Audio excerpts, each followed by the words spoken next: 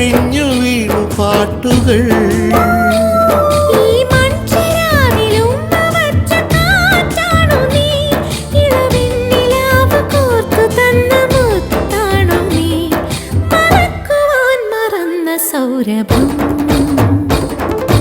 ആരാരോ തേടുന്നു അന്തിനിലാവളി, അമ്മാനം മാനത്തെ അല്ലിമലർക്കിളി.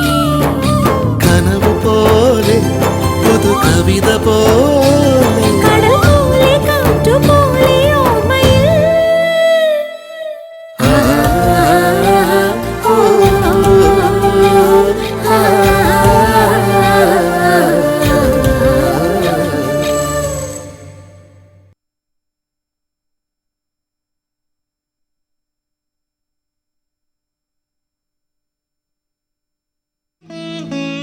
ഒക്കെ നേരിട്ട് കണ്ടവനല്ലേ ഫിറോസ്.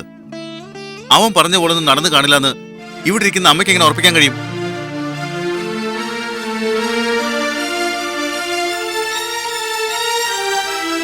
ഓഫീസിലെ കാര്യങ്ങൾ പാതിരാത്രിക്കല്ലല്ലോ ഡിസ്കസ് ചെയ്യേണ്ടത്. പോയിട്ട് വന്നപ്പോ അതേക്കുറിച്ച് എന്തെങ്കിലും എന്നോട് വേണ്ടി സൂചിപ്പിച്ചോ? അമ്മയോടെങ്കിലും പറയാമായിരുന്നില്ലേ? വന്നപ്പോ അതില് പ്രോജക്റ്റിനെ കുറിച്ച് വാതരാതെ സംസാരിക്കുന്ന കണ്ടിരുന്നു. എന്നിട്ടും അങ്ങനെ ഒരു ഡിസ്കഷന്റെ കഥ മാത്രം അവളുടെ നാവിന്ന് വീഴാൻ ഞാൻ തിരക്കിനിടയില് അതൊന്നും നമ്മളോട് പറയാനുള്ള നേരം കിട്ടിക്കാണില്ല. ദേ, അവളൊരു ചീത്ത കുട്ടിയാണെന്നുള്ള തോന്നല് ആദ്യം നീ മനസ്സിൽ നിന്ന് മാറ്റ്. നിങ്ങൾ തമ്മിലൊന്ന് തുറന്ന് സംസാരിച്ചാ തീരാവുന്ന പ്രശ്നമേ ഉള്ളൂ ഇത്. വേണ്ട, ഇനി എനിക്ക് അവളോട് ഒന്നും സംസാരിക്കാനില്ല. അതിനിടവന്നാ വീണ്ടും ചിലപ്പോൾ ഞാൻ അവളെ വിശ്വസിച്ചു പോകും. എല്ലാം അറിഞ്ഞുകൊണ്ട് ഇനിയൊരു പൊട്ടം കളിക്ക് ഞാനില്ല. നീ രാവിലെ പറഞ്ഞൊക്കെ കാര്യമായിട്ടാണോ മോനെ? അമ്മയ്ക്ക് ഇപ്പോഴും അതിൽ സംശയമുണ്ടോ? നമുക്കിനി അവളെ വേണ്ടമ്മേ. ഒരുപാട് സ്നേഹിച്ചിരുന്നു, വിശ്വസിച്ചിരുന്നു ഞാൻ. ആ എന്നോട് ഇത്രയും വഞ്ചന കാട്ടിയൊരു പെണ്ണെ ഇനി എനിക്ക് സ്വീകരിക്കാൻ കഴിയോ? നിശ്ചയം വരെ കഴിഞ്ഞ സ്ഥിതിക്ക് നമ്മൾ എന്തു പറഞ്ഞ്? നിശ്ചയമല്ലേ കഴിഞ്ഞോളൂ. താലി കെട്ടി ഇവിടെ വിളിച്ചോണ്ട് വന്നോന്നില്ലല്ലോ. എത്രയോ കല്യാണം നിശ്ചയം കഴിഞ്ഞ് അലസി പോയിട്ടുണ്ട്. ഇതും അതുപോലെയാണെന്ന് കരുതിയാൽ മതി. ഈ കാര്യത്തിൽ ഇനി അമ്മ എന്നെ നിർബന്ധിക്കരുത്.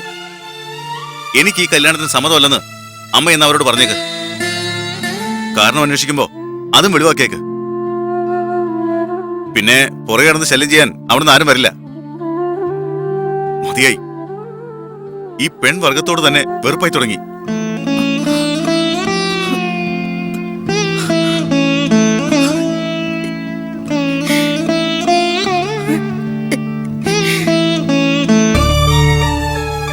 എന്റെ കുഞ്ഞുലക്ഷ്മി, നീ എന്തായി പറയുന്നത്? എന്റെ കുഞ്ഞ് എന്താ തെറ്റിയതെന്നാ? അവൾ അത്രക്കാരിയാണെന്ന് നീയും ഹരി വിശ്വസിക്കുന്നുണ്ടോ? എന്റെ ഈശ്വര, എന്ത് മഹാപാവ ഇവരീ പറയുന്നത്. ചേച്ചി, ഞാനും ഇതൊന്നും വിശ്വസിച്ചിട്ടില്ല. പക്ഷേ അവന്റെ കൂട്ടുകാരൻ നേരിട്ട് കണ്ടു എന്ന് പറഞ്ഞ നമുക്ക് എന്ത് ചെയ്യാൻ കഴിയും? ഇതൊക്കെ പച്ചക്കള്ളമായിരിക്കുമെന്ന് ഞാൻ അവനോട് ആവുന്നത് പറഞ്ഞു നോക്കിയതാ. പക്ഷെ അവനെന്തോ വിശ്വാസം ഇല്ലാത്ത പോലെ അത്രയ്ക്കും അവനെ പറഞ്ഞു വിശ്വസിപ്പിച്ചിരിക്കുക ആ പയ്യൻ. പച്ചക്കള്ള അവൻ പറഞ്ഞു പിടിപ്പിച്ചിരിക്കുന്നത്. വിശ്വസിക്കാൻ കൊള്ളാത്തവളാണെന്ന് ഒരിക്കലെങ്കിലും നിനക്ക് തോന്നിയിട്ടുണ്ടോ? ഒരു വാക്കുകൊണ്ടോ നോട്ടം കൊണ്ടോ നിന്റെ മോനെ അവള് വശീകരിക്കാൻ നോക്കിയിട്ടുണ്ടോ? അവളുടെ സ്വഭാവം ഇഷ്ടപ്പെട്ടിട്ടല്ലേ നീ അവളെ ചോദിച്ചു വന്നത്? എന്നിട്ട് എങ്ങാണ്ടോ കിടന്ന ഒരുത്തൻ നന്ദി എന്തോ പറഞ്ഞെന്നും പറഞ്ഞ് നിങ്ങൾ എല്ലാരും കൂടി അവളെ കൈയൊഴിയാൻ പോവുകയാണോ? കുഞ്ഞുലക്ഷ്മി, നിന്റെ കാല് ഞാൻ പിടിക്കാം. എല്ലാ വചനം കേട്ട് എന്റെ മോളെ കൈയൊഴിയരുത്. ഈ കല്യാണം മുടങ്ങിയാൽ എന്റെ ഗോന്തനും മോളെ ചാങ്കു പൊട്ടിച്ചേർത്തു. അതിന് ഇടയാവരുത്. ചേച്ചി സമാധാനിക്ക്. എന്റെ മനസ്സിൽ കൊള്ളാഞ്ഞിട്ട ഞാൻ ഇങ്ങോട്ട് വന്നത്. അത് വേണ്ടായിരുന്നു ഇപ്പൊ തോന്നുക. എന്തായാലും ഞാൻ അവനോട് ഒന്നുകൂടെ സംസാരിക്കട്ടെ. അവന്റെ തെറ്റിദ്ധാരണ മാറ്റാൻ എന്നെ കൊണ്ടാവുന്നതെല്ലാം ചെയ്യാൻ. എന്നിട്ടും അവൻ തയ്യാറായില്ലെങ്കിൽ അതാ എന്റെ പേടി. പോട്ടെ മോളെ.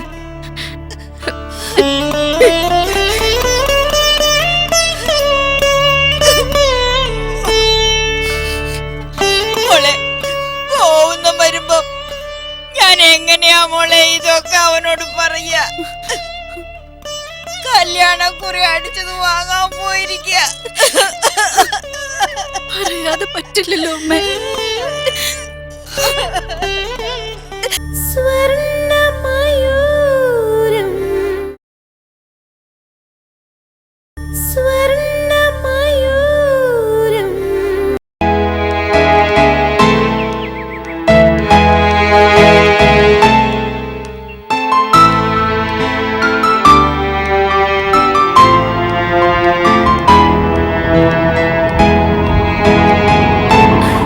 മാഷേ,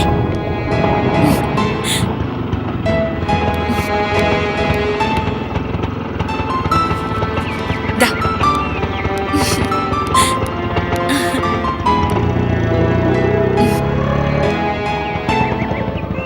അടുത്ത് വന്നപ്പോഴാ മാഷിനെ കണ്ടത്. നടക്കാൻ ഒരു കമ്പനി ആവുമെന്ന് കരുതിയ ഓട്ടോ മടക്കിയത്. എന്തു പറ്റി മാഷേ? ഒരു മൂഡൌട്ട് പോലെ. ഒന്നുമില്ല. താനെന്തിനാ ഇവിടെ ഇറങ്ങിയത്? അതിന്റെ റീസൺ ഞാൻ പറഞ്ഞില്ലേ. ഇയാൾ ഒറ്റയ്ക്ക് ഇങ്ങനെ നടന്നു പോകുന്ന കണ്ടപ്പോ ഇറങ്ങണമെന്ന് തോന്നി. എന്തേ, ഞാൻ വന്നത് മാഷിന് ഇഷ്ടമായില്ലെന്നുണ്ടോ? അതോ കല്യാണത്തിന് മുമ്പ് എല്ലാവരും കാണുകെ ഒരുമിച്ച് നടക്കാൻ പേടിയായിട്ടോ? പേടിച്ചിട്ടാണെന്ന് തന്നെ വെച്ചോ. വേണു വെക്കോ, എനിക്കിവിടെ ഒരു സുഹൃത്തിനെ കാണാനുണ്ട്. ഹരി, ഹരിക്ക് എന്താ പറ്റിയേ? എന്നെ അവോയ്ഡ് ചെയ്യുന്ന പോലെ എനിക്ക് ഫീൽ ചെയ്യുന്നത്. തനിക്ക് എങ്ങനെ ഫീൽ ചെയ്താലും എനിക്ക് പ്രശ്നമല്ല. ആൾക്കാരെ കൊണ്ട് അതൊന്നും പറയിക്കാതെ താനൊന്ന് പോകാൻ നോക്കും.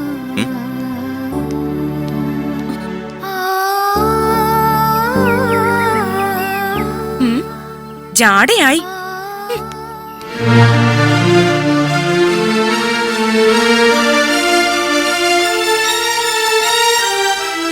അങ്ങനെ ആരെങ്കിലും പറയുന്നതൊക്കെ വിശ്വസിച്ച് ഹരി ഈ ബന്ധത്തിന് ഒഴിഞ്ഞു മാറുന്ന എനിക്ക് തോന്നുന്നില്ല. വേണി അയാൾക്ക് നല്ലപോലെ അറിയാവുന്നല്ലേ.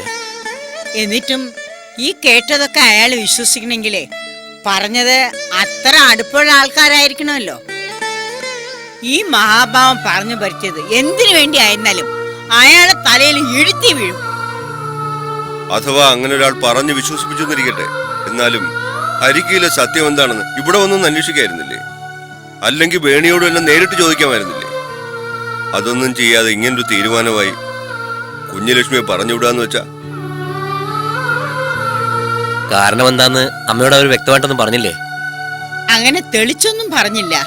ഈ പറഞ്ഞ കൂട്ടുകാരൻ ബാംഗ്ലൂരിൽ ഒരു ഹോട്ടലിലാ ജോലി ചെയ്യുന്നത്. അവിടെ വെച്ചാണ് അയാൾ വേണിയും MRC ഒന്നിച്ച് കണ്ടതെന്നൊക്കെയാ പറഞ്ഞത്. അങ്ങനെ ഒരു കാര്യം കേട്ടപ്പോ തന്നെ എന്റെ ദേഹം ആകെ അങ്ങ് തളർന്നുപോയി. അതുകൊണ്ട് കൂടുതലൊന്നും ചോദിക്കാനും പറ്റിയില്ല.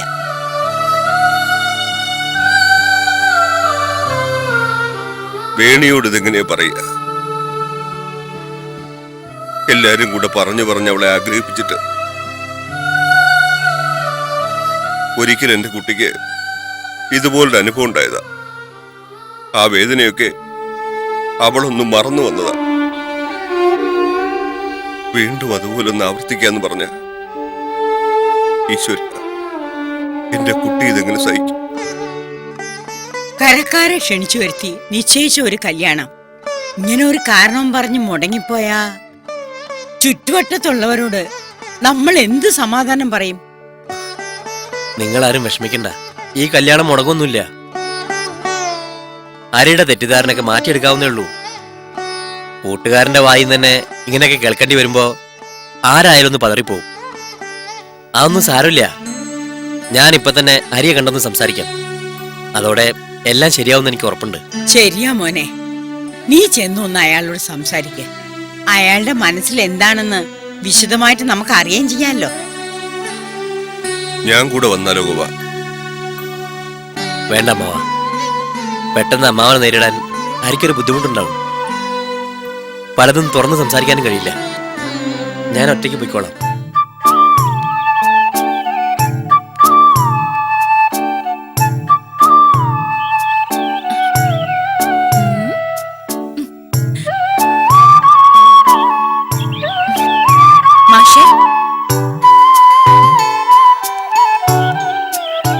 വേണ്ട മാഷെ.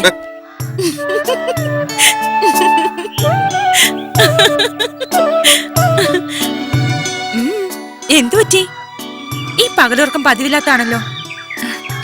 അതോ മോളുടെ കല്യാണം സ്വപ്നം കണ്ട് കിടന്നതാണോ?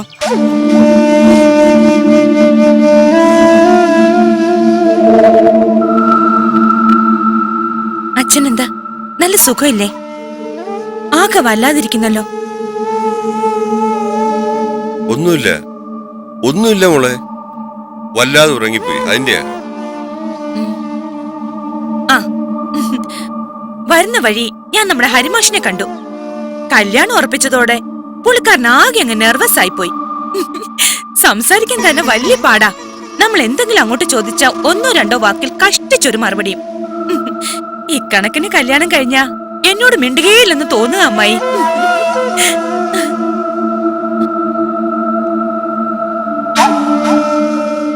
അല്ല, എന്ത് പറ്റി എല്ലാവർക്കും? ആ എന്താച്ചാ, എന്തു പറ്റി?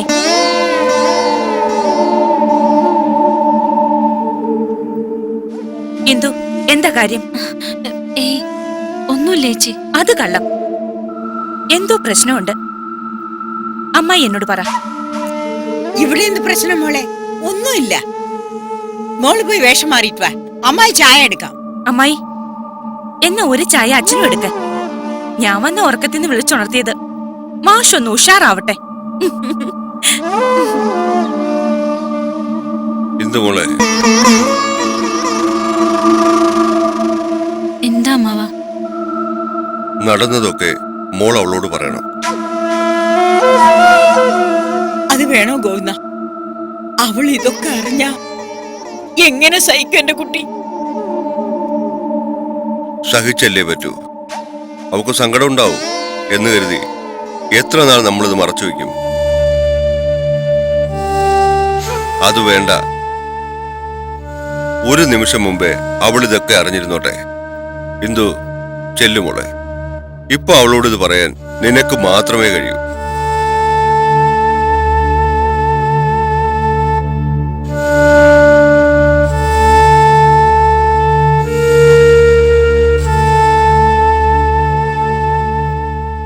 ഞാനൊന്ന് പുറത്തുപോയി വരാം. ഇപ്പൊ അവളെ നേരിടാൻ വയ്യാത്തോണ്ടാ.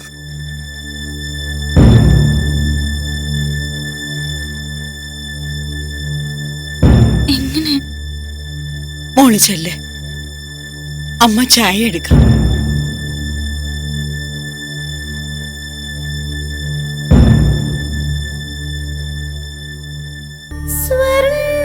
സ്വർണ്ണമയൂരം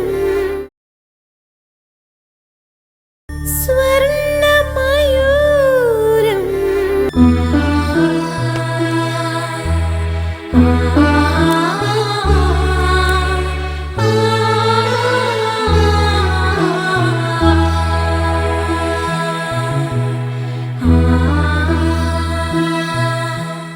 വന്നപ്പോഴേ ഞാൻ ശ്രദ്ധിക്കുക.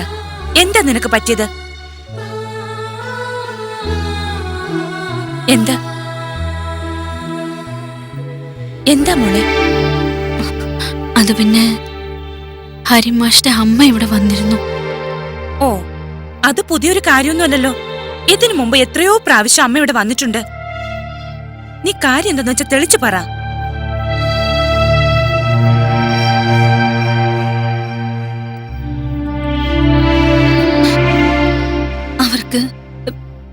അവർക്കിപ്പോ ഈ വിവാഹത്തിന് താല്പര്യമില്ലെന്ന്. എന്താ എന്താ നീ പറഞ്ഞത്? സത്യമോ ചേച്ചി? ഹരിമാഷിനോട് ചേച്ചിയെ പറ്റി ആരോ മോശമായ കാര്യങ്ങളൊക്കെ പറഞ്ഞ് വിശ്വസിപ്പിച്ചത്ര.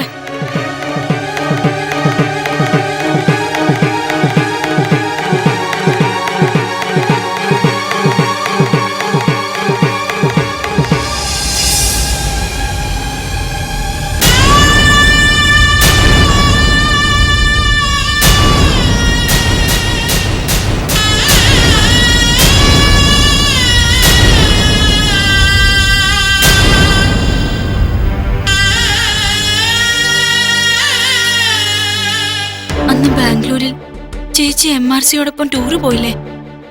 അതാ വിഷയം. ഹോട്ടല് ചേച്ചി ആ മനുഷ്യനെയും മോശപ്പെട്ട രീതിയിൽ കണ്ടവരുണ്ടത്ര. എന്തോ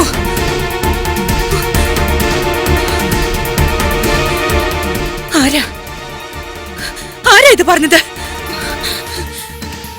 ആരാ? അവര് പറഞ്ഞ അറിവേ ഉള്ളൂ എനിക്ക്. മാഷിന്റെ ഒരു സുഹൃത്ത് നിങ്ങൾ താമസിച്ച ഹോട്ടലിലാ ജോലി ചെയ്യുന്നത്.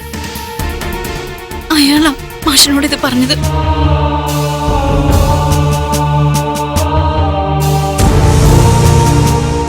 എന്നിട്ട്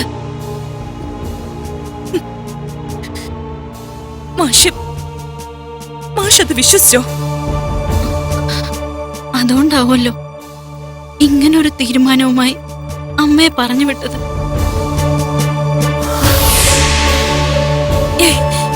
ഇല്ല, മാഷ് അങ്ങനെ താഴ്ന്നു ചിന്തിക്കോ? ഇല്ല, നമ്മളെ പറ്റിക്കാൻ വേണ്ടിയായിരിക്കും അല്ലേ ചിലപ്പോ ഇങ്ങനൊക്കെ? അല്ല ചേച്ചി, ഇത് ശരിക്കും സീരിയസ് ആയിട്ട് തന്നെയാ. ഗോപേട്ടൻ മാഷിനെ കണ്ട് സംസാരിക്കാനായിട്ട് പോയിരിക്കുക. ഓ, കാര്യങ്ങൾ അവിടം വരെ എത്തിയല്ലേ?